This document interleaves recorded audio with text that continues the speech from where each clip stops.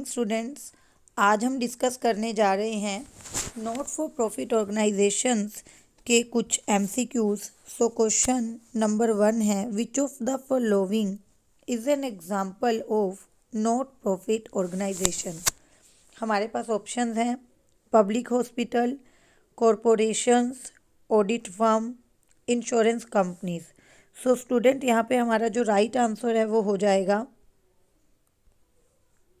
जो हमारा right answer है वो है public hospitals. Okay, public hospital जो है वो राइट आंसर है। बाकी corporations, audit firm, insurance companies ये सब जो है प्रॉफिट अर्निंग पर्पस से होती हैं।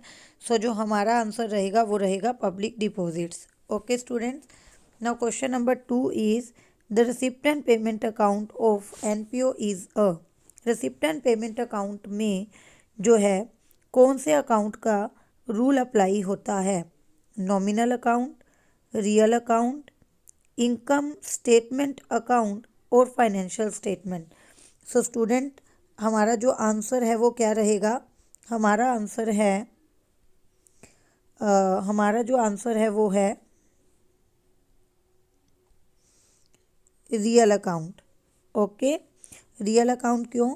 बिकॉज रिसिप्टेंट पेमेंट अकाउंट की दो साइड्स होती हैं। यहाँ दिखाई जाती हैं रिसिप्ट्स और इस साइड पे दिखाई जाती हैं आपकी पेमेंट्स। सो अगर रूल देखें तो क्या हुआ? Debit what comes in, credit what goes out. So answer is real account. Next question is,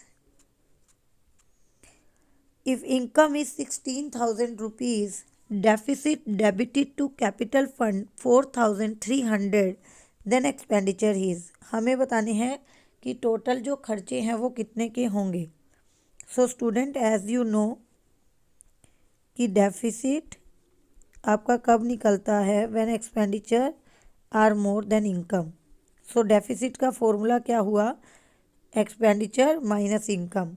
deficit is given 4,300, expenditure हमें फाइंड आउट करने हैं, income is 16,000 rupees.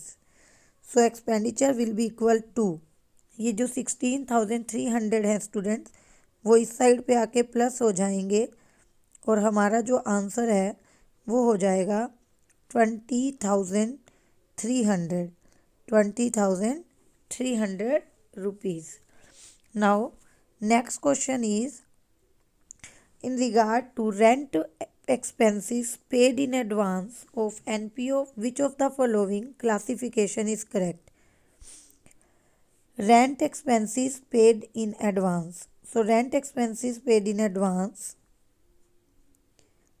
Rent expenses paid in advance, अगर हम advance में कुछ भी पे कर देते हैं स्टूडेंट तो वो हमारी क्या हो जाती है?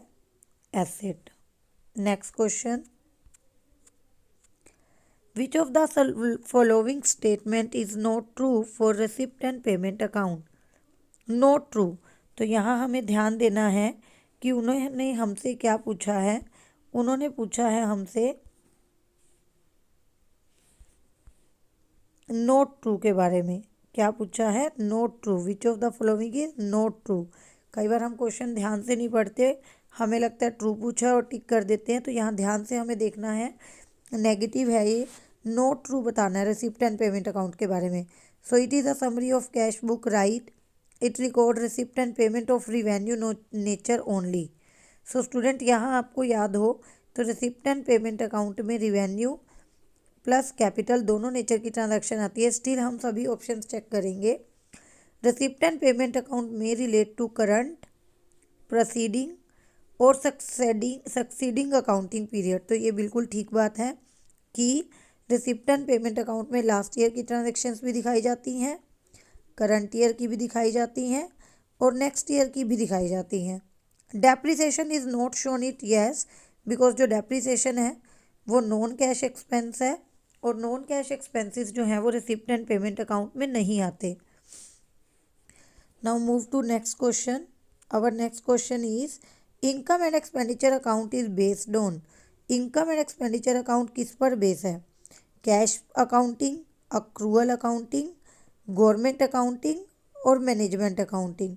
सो right answer is accrual accounting, because income and expenditure account में all expenses and incomes are shown on accrual basis, means पे हुए हों या ना हुए हों खर्चे, इनकम रिसीव हुई हो या ना हुई हो, हम इसमें सब कुछ दिखाते हैं, पर related to one accounting year only.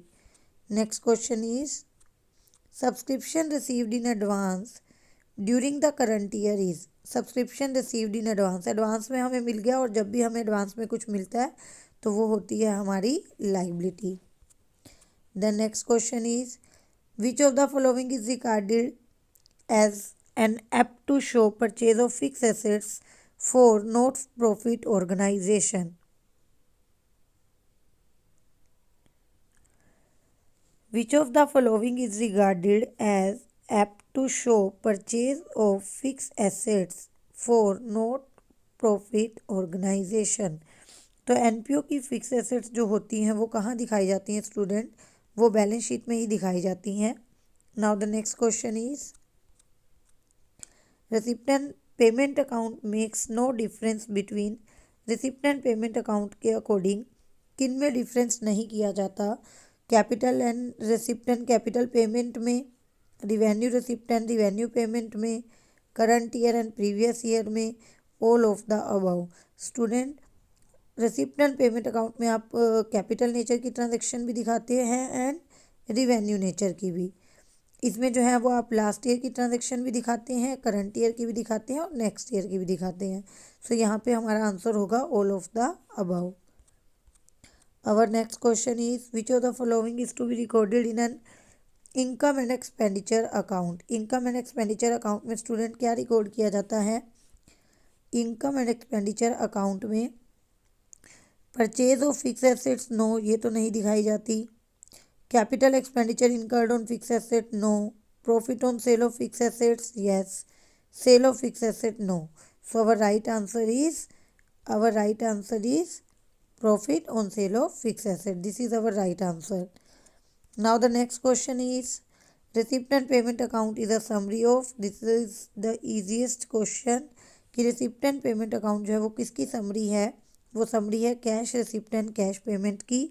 और जैसा कि हमें पता है कि जो रिसिप्ट एंड पेमेंट अकाउंट है that is merely a summary of cash book. Cash book की एक समरी है receipt and payment account. So only those transaction which are entered into cash book they are to be entered into receipt and payment account. So student I hope कि आपको ये questions जो हैं थोड़े interesting लगे होंगे और आपकी रिवीजन भी हुई होगी इनसे। किसी भी डाउट के लिए कमेंट सेक्शन में आप जो है मुझे बता सकते हैं। Thank you so much.